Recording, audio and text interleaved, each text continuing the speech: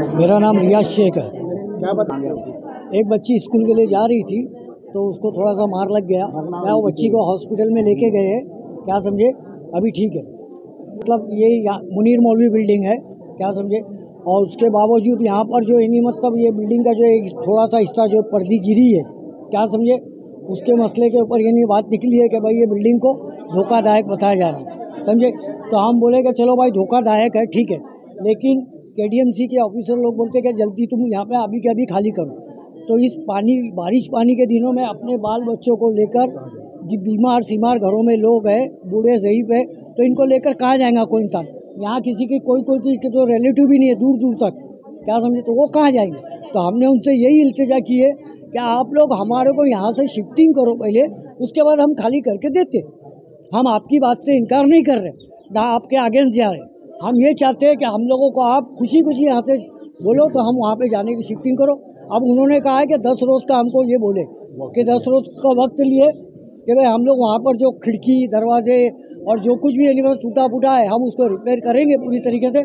उसके बाद में आपको वहाँ पे शिफ्ट करेंगे, जब तक कि आप लोग कहीं भी ये नहीं मतलब इंतज़ाम करो, ताला मार दो। तो हम लोग ताला मार के जाएंगे कहाँ, जब मसला तो 1 घंटे का है कि यहाँ पे 1 घंटे के लिए लोग कहीं पे कोई इंसान रह नहीं सकता, तो 10 रोज़ कहाँ निकलेगा। और ये वही बारिश पानी के दिनों में मसला ये है। एक मिनट, ये बिल्डिंग के टोटल रूम जो है, क्या समझे, फ्लैट 35 है, 35, क्या समझे, 35, 1 मिनट, 35 है, जिसके अंदर कई घरों के अंदर किसी के 7 मेंबर है, किसी के 5 मेंबर है, किसी के 3 मेंबर है, ऐसे करके नहीं मतलब टोटल 4 माले की बिल्डिंग है, क्या समझे। इस कदर का नहीं मतलब मसला है। तो अभी इतना बड़ा परिवार लेके इंसान कहाँ जाएंगे, ये मुझे बताइए। बारिश आज कालपासून संततधार पावसामुळं आज मौलवी कंपाऊंडमधील एका इमारतीचा रस्त्याकडचा छज्जाचा भाग हा ढासळला। ही इमारत यापूर्वीच सक्षम प्राधिकाऱ्यांनी धोकादायक म्हणून घोषित केलेली आहे। प्रत्येक वर्षी संबंधित इमारत खाली करण्याविषयी सूचना दिलेल्या आहेत, परंतु आज त्याचा एक भाग कोसळल्यामुळं कल्याण डोंबिवली महापालिकेचे सन्मान्य आयुक्त महोदयांनी दिलेल्या निर्देशानुसार तात्काळ सदर इमारत खाली करण्याच्या सूचना देण्यात आल्या आणि जवळपास सर्व इमारत खाली झालेल्या आहेत। कोसळल्या भागामुळे कुठेही जीवित किंवा वित्तहानी झालेली नाही सुदैवानं। आणि हा पूर्ण इमारत ही आता आम्ही सील करतो आहे, जेणेकरून त्याच्यामध्ये परत कोणी जाऊ नये। त्याचबरोबर त्यांनी त्यांचं मौल्यवान जे काही आहे साहित्य बिलॉंगिंग्स ते त्यांच्यासोबत घ्यावेत अशाही सूचना दिल्या।